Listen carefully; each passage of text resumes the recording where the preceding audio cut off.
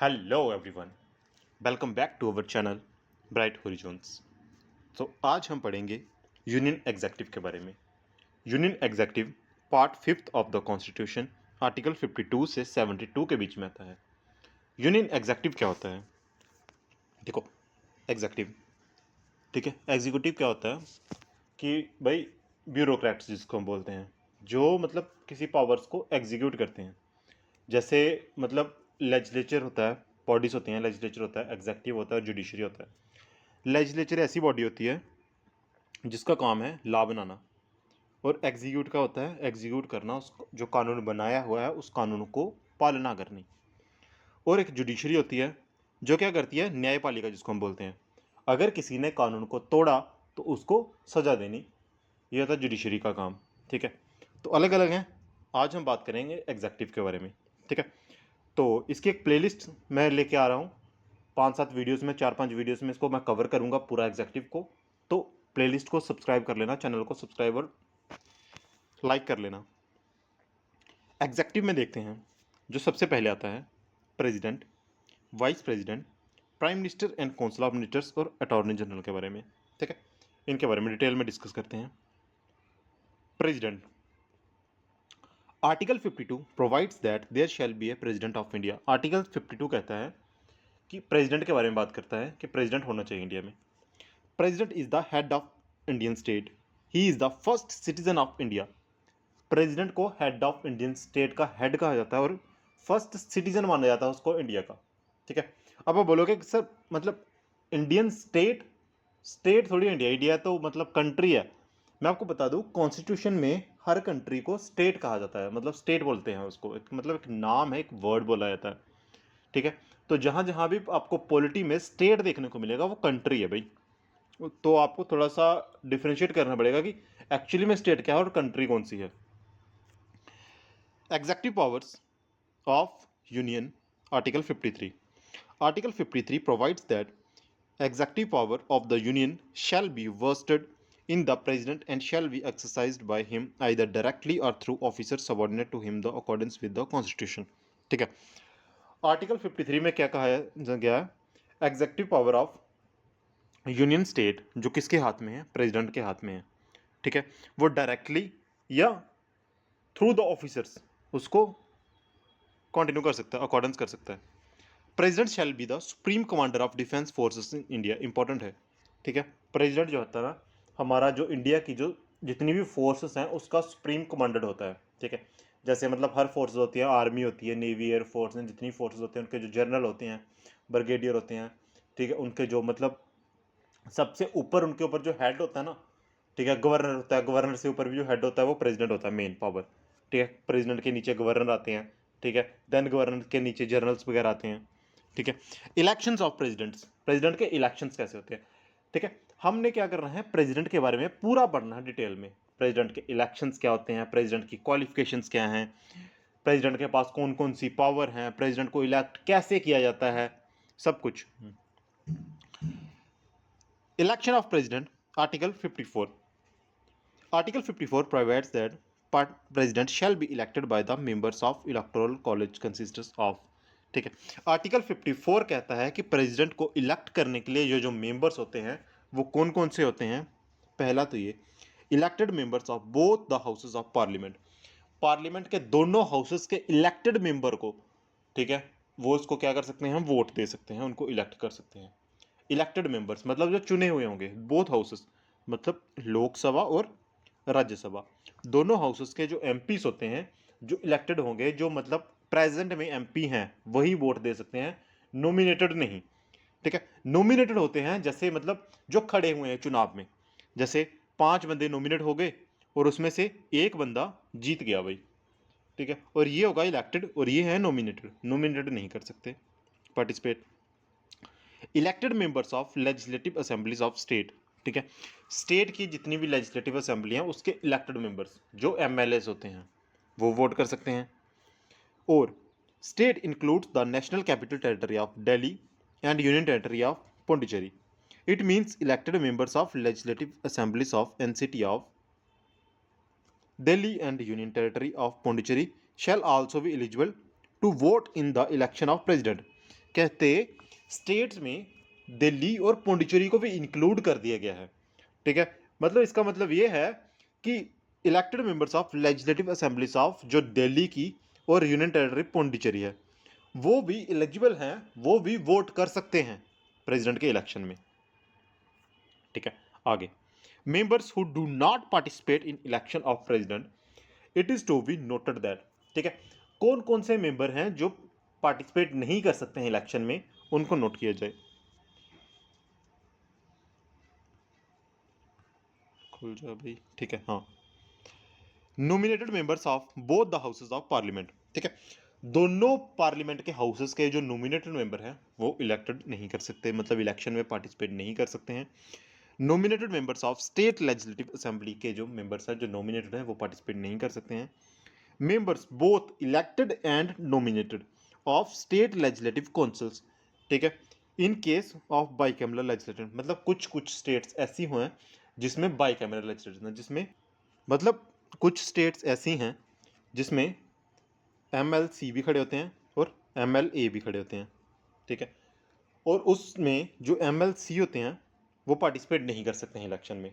ठीक है, MLC है वो पार्टिसिपेट नहीं करेंगे इलेक्शन में, जो लेजिस्लेटिव काउंसिल्स होते हैं, चाहे वो इलेक्टेड हो चाहे वो नॉमिनेटेड हो।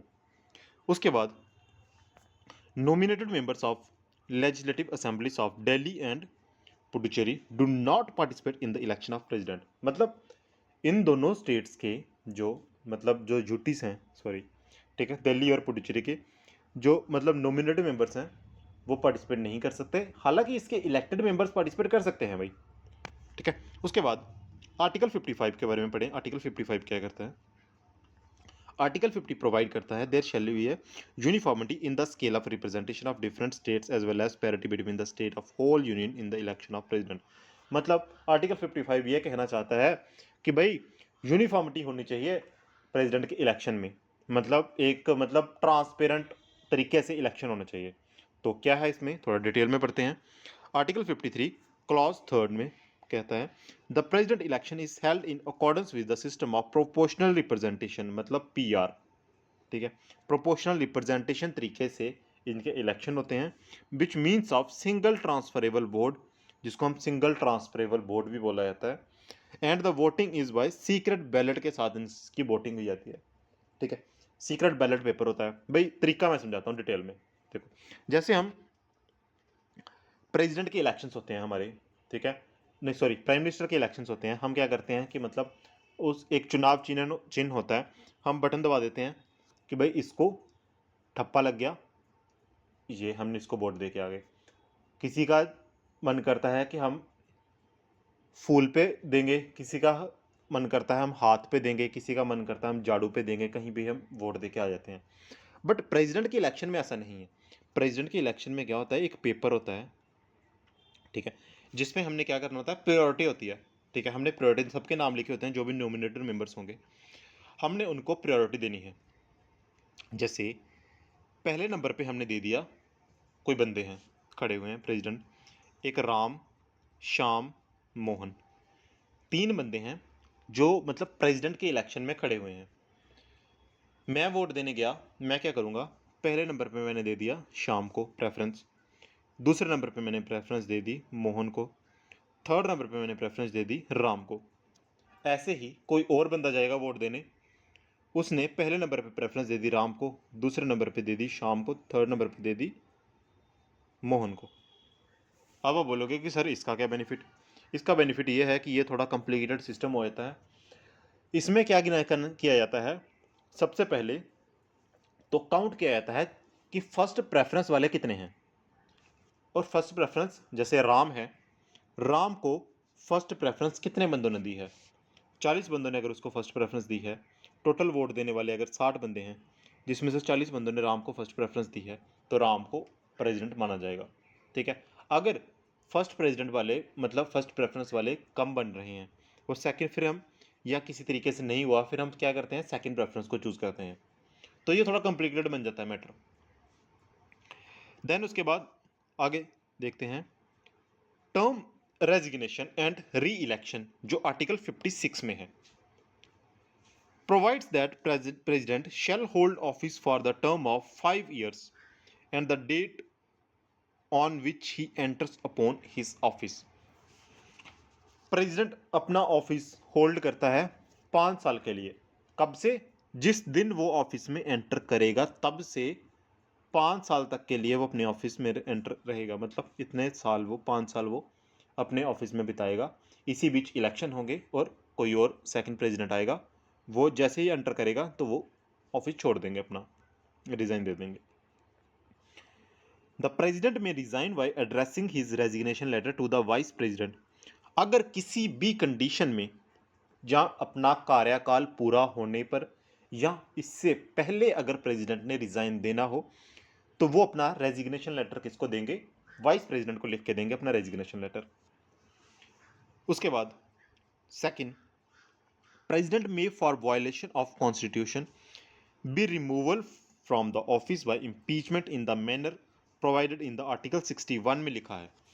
आर्टिकल 61 में लिखा है कि प्रेसिडेंट को अगर इम्पीचमेंट किया जाता है कॉन्स्टिट्यूशन को वायलेट करने में, ठीक है, इम्पीचमेंट क्या होता है? उसकी तौहीन करना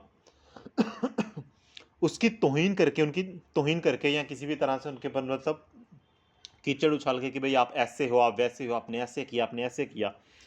अगर वो कॉन्स्टिट्यूशन को वायलेट करता है, कॉन्स्टिट्यूशन के किसी रूल को तोड़ते हैं, तो उनको इम्पीच करके उनको बाहर निकाला जाता है, रिमूव किया जाता है। देन तब भी वो रेजिग्नेशन देंगे अपना वाइस प्रेसिडेंट को। आर्टिकल 61 में कहा जाता है। आगे हम डिटेल में पढ़ेंगे इसके बारे में थोड़ा सा। President shall not withstand the expiration of his office, continue to hold office until his successor upon his office. ठीक है, कहते अपना टर्म पूरा होने के बाद वो ऑफिस में नहीं बैठेंगे, but continue to hold office until the successor assume his charge. जब तक उनका जो सक्सेसर है, उनके बाद आने वाला प्रेसिडेंट है, वो अपने चार्ज को अज्यूम नहीं करेगा, तब तक वो ऑफिस में बैठेंगे। जैसे ही वो आएगा वो अपना ऑफिस छोड़ देंगे। Resignation address to vice president shall be communicated by him to the speaker of the house of people. ठीक है, प्रेसिडेंट क्या करेंगे? रेजिग्नेशन लेटर देंगे वाइस प्रेसिडेंट को, और वाइस प्रेसिडेंट किसके साथ स्पीक करेगा? मतलब बात करके, स्पीकर के साथ वार्तालाप करके रेजिग्नेशन एक्सेप्ट करेंगे। आर्टिकल 57 क्या कहता है? Provide that the person who hold or has held the office of president shall subject to the other province of the constitution to be eligible for reelection of the office. ठीक है, article 57 क्या कहता है? री election के लिए, ठीक है, प्रेसिडेंट का री इलेक्शन करवाया जा सकता है किसी भी तरीके से। या तो प्रेसिडेंट के जो इलेक्शन है वो मतलब उसको वाइड कर दिया जाता है कि जो उसके इलेक्शन हुए हैं वो किसी तरीके से मतलब अच्छे नहीं है, फेयर नहीं है, ट्रांसपेरेंट नहीं है, तब उस सिनेरियो में री इलेक्शन करवाया जा सकता है। या प्रेसिडेंट ने किसी तरीके से रिजाइन दे दिया तो भी री इलेक्शन करवाया जाता है, और वो 6 महीने के अंदर अंदर री इलेक्शन करवाना चाहिए उसका। क्वालिफिकेशन क्या होती है प्रेसिडेंट बनने के लिए? देखो भाई, अब आप लोग ने प्रेसिडेंट बनना है अगर, तो क्वालिफिकेशन सुन लो। आर्टिकल 58 क्या कहता है? Qualification of president, he should be a citizen of India, India का सिटीजन होना चाहिए वो। He should have completed 35 years of age, 35 साल से ऊपर उसकी एज होनी चाहिए। He should be qualified for the election as a member of Lok Sabha, Lok Sabha का वो मेंबर होना चाहिए भाई, लोकसभा का इलेक्शन उसने क्लियर किया हो, ठीक है, क्वालिफाई किया हो। He should not hold any office of profit under the union government और एनी स्टेट गवर्नमेंट और एनी लोकल अथॉरिटी और any public authority. Sorry, he should not hold any office of profit. ठीक है, मतलब उसे कोई भी ऑफिस ऑफ प्रॉफिट नहीं होना चाहिए। अब ऑफिस ऑफ प्रॉफिट से क्या है, मतलब उसे कोई भी यूनियन गवर्नमेंट हो, स्टेट गवर्नमेंट हो, या कोई लोकल अथॉरिटी हो, या कोई पब्लिक अथॉरिटी हो, वहाँ से उसको सरकार का पैसा नहीं आना चाहिए। मतलब या तो उसकी कोई गवर्नमेंट जॉब नहीं होनी चाहिए, या वो MP MLA कोई भी नहीं होना चाहिए। मतलब जिस दिन वो प्रेसिडेंट ज्वाइन करेगा उस दिन से वो रिज़ाइन करना पड़ेगा उसको, जो भी वो कार्यकाल कर रहे हैं, जो भी वो काम कर रहे हैं, टास्क कर रहे हैं, जॉब कर रहे हैं, कुछ भी, उसको रिज़ाइन करना पड़ेगा वहाँ से। A sitting president or vice president of the union the governor of any state and minister of any union or any state is deemed to hold any office of profit hence qualified as a presidential candidate. ठीक है, कहते एक president मतलब दोबारा से elect हो सकता है, प्रेसिडेंट हो गया, वाइस प्रेसिडेंट, गवर्नर किसी स्टेट का, कोई यूनियन का मिनिस्टर, स्टेट का मिनिस्टर, ठीक है, मतलब सारे के सारे क्या करते हैं, क्वालिफाई हैं किसके लिए, प्रेसिडेंट के लिए, प्रेसिडेंट के इलेक्शन में पार्टिसिपेट कर सकते हैं ये। कंडीशन ऑफ प्रेसिडेंट्स ऑफिस, ठीक है, प्रेसिडेंट के ऑफिस की क्या क्या कंडीशंस हैं। Article 59 provide that president shall not be members of either the house of parliament और the house of legislative and assembly. जैसे ही कोई प्रेसिडेंट बनता है तो वो ना तो वो किसी हाउस का मेंबर रहता है, ना ही वो लोकसभा का, ना ही वो राज्यसभा का, किसी का भी मेंबर नहीं रहेगा, वो न्यूट्रल रह जाएगा, वो हट जाएगा उस मेंबर से। If a member of either house of parliament और the house of legislative of any elected president he shall be deemed to vacant his office that the house in the district. ठीक है, देखो अगर वो किसी भी house का वो मेंबर है, जैसे ही वो प्रेसिडेंट बनेगा तो वहाँ की जो सीट है वो खाली हो जाएगी। मतलब अगर वो किसी हाउस का मेंबर है, अगर वो फाइनेंस मिनिस्टर है, ठीक है, मतलब एमपी है लेकिन वो फाइनेंस मिनिस्टर है, वो जैसे ही बनेंगे प्रेसिडेंट तो उसका जो फाइनेंस मिनिस्टर का जो मतलब सीट है वो खाली हो जाएगी, वहाँ पे किसी और को अपॉइंट करना पड़ेगा। President shall not hold any office of profit, ठीक है, मैंने पहले बता दिया ऊपर कि प्रेसिडेंट कोई भी ऑफिस ऑफ प्रॉफिट होल्ड नहीं कर सकता, मतलब प्रेसिडेंट के अलावा वो कोई और टास्क नहीं होना चाहिए उनके पास। President shall not be entitled without payment of rent of the use in office residence, ठीक है, emoluments, allowance, privileges, parliament law, ठीक है, मतलब वहाँ जहाँ पे वो रह रहे हैं उनके घर ऑफिस का जो एक्स्ट्रा से उनको जो अलाउंस मिलते हैं वो एक्स्ट्रा मिलेंगे, कहीं भी किसी भी चीज़ का उनको रेंट नहीं देना पड़ेगा, उनको अलग से मतलब पैसे मिलते हैं ऑफिस के रेंट के, ठीक है, टेलीफोन बिल एट्सेट्रा, ठीक है, बहुत कुछ मिलता है सैलरी के अलावा। The amendments and allowances of president shall not B diminished during his term of office, ठीक है, जितनी देर तक वो अपने ऑफिस में रहेंगे उनको डिमिनिश नहीं किया जा सकता, ठीक है, जो उनको अलाउंस या अमोलमेंट्स मिलते हैं जो, ठीक है, जो प्रिविलेजेस दिए जाते हैं उनको। ओथ और ऑफर्मेशन आर्टिकल 60 में लिखा हुआ है। आर्टिकल 60 क्या कहता है, ओथ और ऑफर्मेशन ऑफ द प्रेसिडेंट, ठीक है, जैसे ही प्रेसिडेंट बैठेगा उससे पहले उनको एक ओथ लेनी पड़ती है, शपथ लेनी पड़ती है। शपथ क्या है, टू पे फेथफुली एग्जीक्यूट द ऑफिस, ठीक है, मैं अपने ऑफिस को फेथफुली एग्जीक्यूट करूंगा, अच्छे से चलाऊंगा।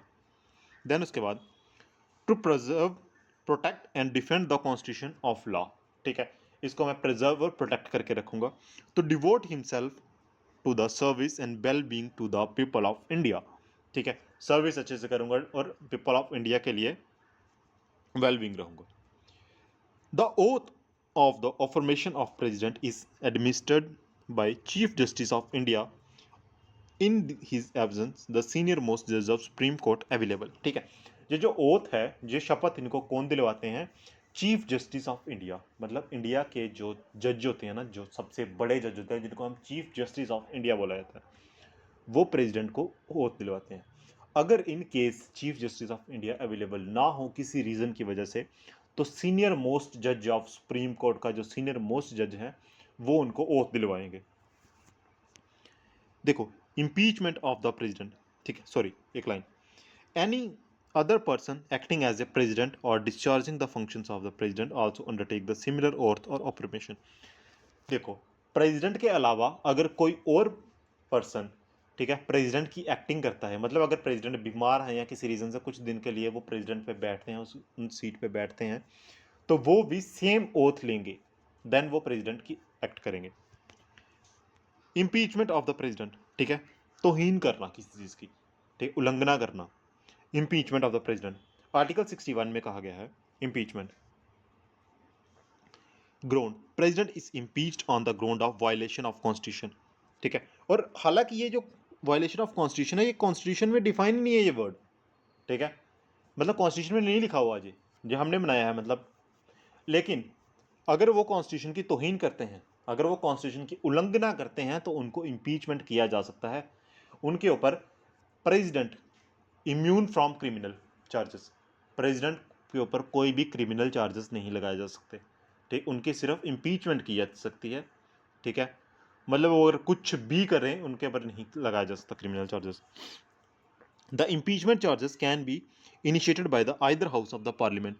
ये जो इम्पीचमेंट चार्जेस है ये किस पार्लियामेंट के किसी भी हाउस से स्टार्ट किया जा सकता है, मतलब लोकसभा या राज्यसभा, कहीं से भी उसको इम्पीचमेंट का लेटर भेजा जा सकता है। ठीक है, वो बैठक करेंगे, अपने मेंबर्स अपने आपस में बैठ के सलाह करेंगे कि भाई उन्होंने ऐसे ऐसे किया, ऐसे ऐसे किया, कुछ मेंबर्स, ठीक है, करेंगे, लेटर बनाएंगे, बिल पास करेंगे, कितने मेंबर्स ने पास किया, देन उसको इम्पीचमेंट का लेटर भेज दिया जाएगा। लेकिन ये जो नोटिस है ये 14 दिन पहले भेजना पड़ेगा उनको, प्रेयर नोटिस, कि भाई ऐसे ऐसे आपने इम्पीचमेंट किया है, इम्पीचमेंट का नोटिस गया है, आपने वायलेशन किया है कॉन्स्टिट्यूशन का। ठीक है, these charges should be signed by 1/4 members of the house that framed the charges। ठीक है, उस हाउस के 1/4 मेंबर्स के साइन होने चाहिए उसमें, जो आप नोटिस उनको भेज रहे हो। ठीक है, अगर किसी हाउस के 250 मेंबर्स हैं, ठीक है, उसके 1/4 मेंबर्स के साइन होने चाहिए उस पर, देन उनको वो भेजा जा सकता है notice. The president has the right to appear and to represent as such investigation. ठीक है, प्रेजिडेंट के पास राइट है वहाँ पे अपीयर होने का और उसको इन्वेस्टिगेट करने का कि क्या वो सही है या गलत है जो मेरे ऊपर इम्पीचमेंट लगाई गई है। If the other house also sustain the charges and passes the impeachment resolution by the majority of 2/3 and the total membership, the president stands removed from his office from the date on which resolution is so passed। ठीक है, कहते अगर एक house ने क्या किया, 1/4 member से sign करवा के इम्पीचमेंट का लेटर भेज दिया, अगर सेकंड हाउस भी पास कर देता है, ठीक है, 2/3 की मेजोरिटी के साथ साथ मतलब 2/3 की मेजोरिटी के साथ अगर वो पास कर देते हैं, ठीक है, जितने उसके मेंबर्स हैं उसका मतलब उसके 3 हिस्से करके उसका अगर 2 हिस्सा, ठीक है, अगर इतने बंदों के साथ वो पास कर देता है तो प्रेसिडेंट को रिमूव किया जा सकता है। उसी दिन प्रेसिडेंट रिमूव हो जाएगा जब वो रेजोल्यूशन पास होगा। In the context of impeachment 2 things should be noted. ठीक है, इम्पीचमेंट के कॉन्टेक्स्ट में 2 चीज़ों को नोट करना पड़ेगा। पहला, nominated members of either house of parliament can participate in the impeachment of the president through they not participate in the election. भाई नॉमिनेटेड मेंबर किसी भी हाउस के, स्टार्टिंग में मैंने बताया था कि लोकसभा और राज्यसभा के जो इलेक्टेड मेंबर्स हैं, जो चुने हुए एमपीस हैं, वो वोटिंग कर सकते हैं प्रेसिडेंट की। बट जब बारी आएगी ना इम्पीचमेंट की, तो जो नॉमिनेटेड मेंबर है ना, जो खड़े हुए हैं, ठीक है, एमपी एमएलए के पद पे, नॉमिनेटेड मेंबर वो भी मतलब इम्पीचमेंट में जा सकते हैं। भाई देखो, इलेक्शन के लिए कम आएंगे लेकिन निकालने के लिए वो वाले भी आ जाएंगे, सारे नॉमिनेटेड आ जाएंगे। और elected members of legislative assemblies of the state of the union territory Delhi and Puducherry do not participate in the impeachment. ठीक है, इलेक्टेड मेंबर्स जो हैं स्टेट या यूनियन टेरिटरीज किसके, दिल्ली के, वो पार्टिसिपेट नहीं करेंगे। ठीक है, they do participate in the election, वो इलेक्शन में पार्टिसिपेट करेंगे लेकिन वो इसमें पार्टिसिपेट नहीं करेंगे। Till date no president has been impeached. ठीक है, अभी तक किसी भी प्रेसिडेंट को इम्पीच नहीं किया गया है। वैकेंसी, आर्टिकल 62 कहता है प्रेसिडेंट की वैकेंसी के बारे में कि वैकेंसी कब बनती है इसकी। Article 62 provides that election to fill the vacancy caused by expiration of the term of office of president shall be completed before the expiration of term of president। ठीक है, ठीक है, आर्टिकल 52 कहता है कि प्रेसिडेंट की वैकेंसी को fill कर देना चाहिए जल्दी से जल्दी, सीट खाली नहीं रहनी चाहिए। वैकेंसी कब बनेगी, in expiry of is tenure of 5 year.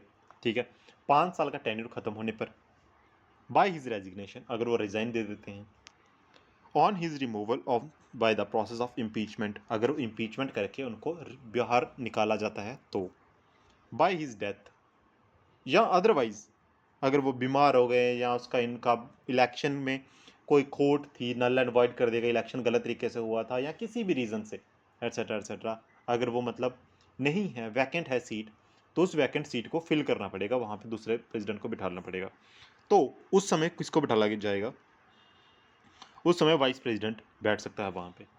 ठीक है, अगर वाइस प्रेसिडेंट ना हो अवेलेबल तो चीफ जस्टिस ऑफ इंडिया वो बैठेंगे वहाँ पे। In case of any delay of conducting the election of new president by any reason, किसी रीज़न से अगर इलेक्शन में देरी हो रही है न्यू प्रेसिडेंट के, The ongoing president continue to hold the office on his term of 5 years until the succession is to be noted that the situation vice president does not get an opportunity after the president. ठीक है, ये बात मैंने पहले ही बता दी आपको कि अगर भाई इलेक्शन में देरी हो गई है, 5 साल से ज़्यादा हो गए हैं, 2 महीने, 3 महीने, 4 महीने, 6 महीने ज़्यादा हो गए हैं, तो प्रेसिडेंट बैठा रहेगा अपने ऑफिस में, तब तक वो प्रेसिडेंट ही रहेंगे।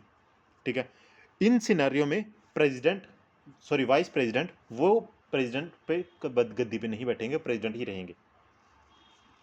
If the office falls vacant, अगर ऑफिस वैकेंट होता है, रेजिग्नेशन, रिमूवल, डेथ या अदरवाइज किसी तरीके से, देन वैकेंसी को फिल करने के लिए 6 महीने के अंदर अंदर इलेक्शन किए जाएंगे और उस 6 महीने में वाइस प्रेसिडेंट एक्ट करेंगे एज ए प्रेसिडेंट। ठीक है, वाइस प्रेसिडेंट को एज ए प्रेसिडेंट बिठाया जाएगा वहाँ पे, 6 महीने में इलेक्शन करके नया प्रेसिडेंट चुना जाएगा। ठीक है, और जो नए प्रेसिडेंट आएंगे, new president, full term 5 year, मतलब जैसे ही वो ज्वाइन करेंगे, जैसे मान लो आज 24 डेट है, 24/4/26, यहाँ से लेके अगले 5 साल तक के लिए वो प्रेसिडेंट बैठेंगे। ठीक है, जैसे ही वो नए प्रेसिडेंट आएंगे। ठीक है, situation where vice president act as president, article 65 में कहा गया है कौन कौन सी सिचुएशन में वाइस प्रेसिडेंट प्रेसिडेंट की गद्दी पे बैठ सकते हैं। When vacancy occurs in the office of president due to resignation, removal, death, otherwise किसी भी तरीके से अगर वैकेंसी खाली रहती है तो वाइस प्रेसिडेंट प्रेसिडेंट की गद्दी पे बैठेंगे। और मैंने आपको एक चीज़ बता दी स्टार्टिंग में, अगर वाइस प्रेसिडेंट बैठेंगे तो उनको भी वो सेम ओथ लेनी पड़ेगी। When the sitting president is unable to discharge his duty in the absence, illness or any cause, ठीक है, मतलब वो एबसेंट हो रहे हैं, जब बीमार हैं या किसी रीज़न से अपनी ड्यूटी को परफॉर्म नहीं कर पा रहे हैं, तब भी वाइस प्रेसिडेंट अपनी प्रेसिडेंट की सीट पे बैठ सकते हैं। In the case of office of vice president is vacant, the chief justice of India for his office is also vacant, the senior most जज of supreme court available act. ठीक है, अगर vice president भी available ना हो तो chief justice of India को बिठाया जाएगा प्रेसिडेंट की सीट पे। अगर चीफ जस्टिस ऑफ इंडिया भी अवेलेबल ना हो, किसी रीज़न से कहीं गए हैं या कुछ भी रीज़न वट तो सीनियर मोस्ट जज ऑफ सुप्रीम कोर्ट को बिठाया जाएगा, और चारों एक टाइम पे अवेलेबल नहीं हो सकते, इतना कॉन्फिडेंस नहीं होगा। ठीक है, उसके बाद पावर्स ऑफ प्रेसिडेंट, ये हम नेक्स्ट लेक्चर में डिस्कस करेंगे, लेक्चर बहुत लंबा हो रहा है। Thank you and wish you all the very best.